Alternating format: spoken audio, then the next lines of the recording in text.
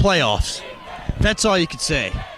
The playoffs can be a great thing, and they can be cruel. Ooltewah, the favorite coming in tonight, they got the cruel end of the stick.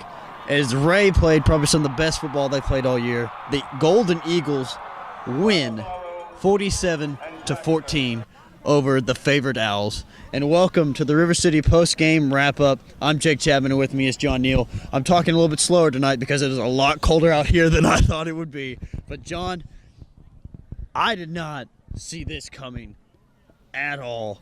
I thought this was going to be a grind match between two of the better teams in the state of Tennessee. But turnovers, that's all I can say. But what do you think, really, besides turnovers, what did Rhea do better than Ooltewah tonight? Well, they ran the ball, Jake. As simple as that. I think they put over 300-some-odd yards on a defense that's used to not giving up 100.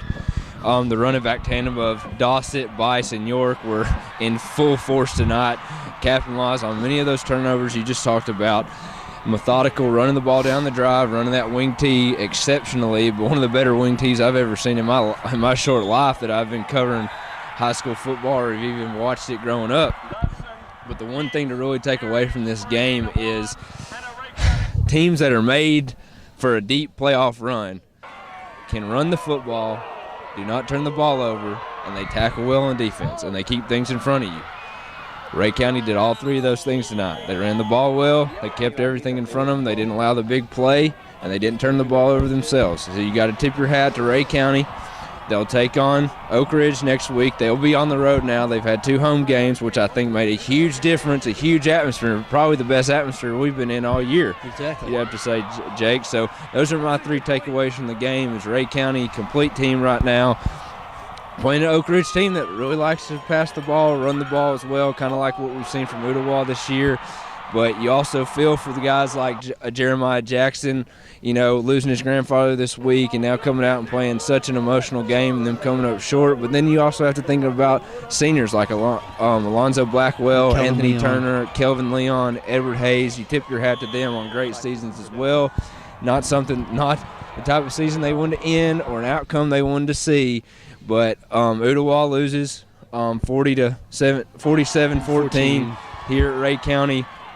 Rhea County will likely be on the road next week, and the Eagles, like you said, the Golden Eagles, they continue to run. They look like a team bred for the playoffs. They really do. They're just mean. They got heart and they want it. That's my takeaways, Jake. And talk about coaching. I mean, they knew coming into this game that they were the underdog beyond all belief to an Ooltewah team that not only had a tougher schedule than Rhea did, they beat better quality opponents, and Ooltewah we've watched them play, and I didn't think anyone could put up more than 15 points on this team. Rhea did the opposite. Rhea put up 47. That's why I say the playoffs can be great and they can be cruel, because the best teams can go out in the ugliest of fashions. But like you said, this was a very emotional game for the seniors at the end, and especially with Leon and Blackwell going down later in the fourth quarter.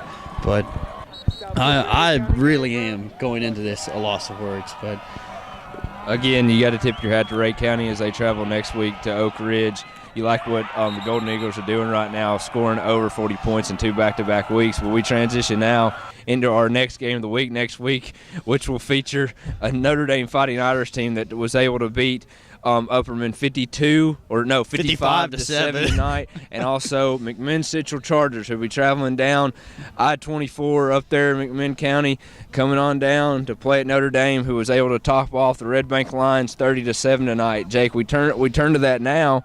And what are some things to look forward to next week?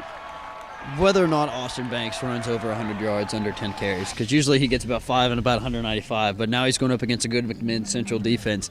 But really, I'm just interested to see, can another upset happen in the playoffs? We just witnessed the first one here.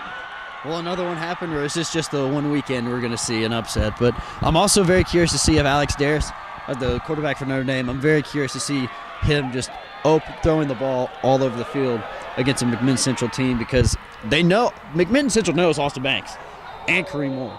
let's see the other players of Notre Dame. Let's see if they can come out of their shell and really get the pressure off those guys. That way they can open up for the big play. Well, I think we're going to see a lot of similarities next week in the game. We see a finesse team in Notre Dame and a ground and pound team in McMinn Central. They're going to line up in a power I and run it right down your throat. Give Big Joe Jossett, neutralize that run game and can open up lanes for a Keely Green, a Josh Russell, a Tyler Enos on that defense. And can Alex Darris capitalize again on a weak secondary up there from McMinn Central if he's able to continue Notre Dame to roll, likely to play Alcoa in that quarterfinals if they're to win, or if McMinn Central wins, they're likely to play Alcoa. But this is John Neal for River City Sports. With me is our insider, Jake Chapman. We'll be around the Notre Dame program next week. We're kicking off some basketball coverage too next week.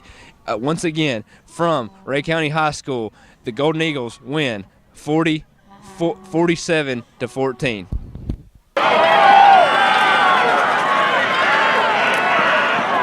There.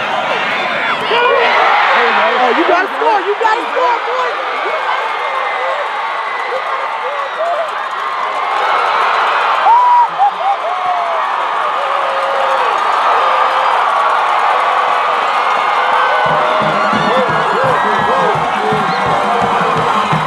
Dodson pass intercepted by Freeman and returned for an Owl touchdown.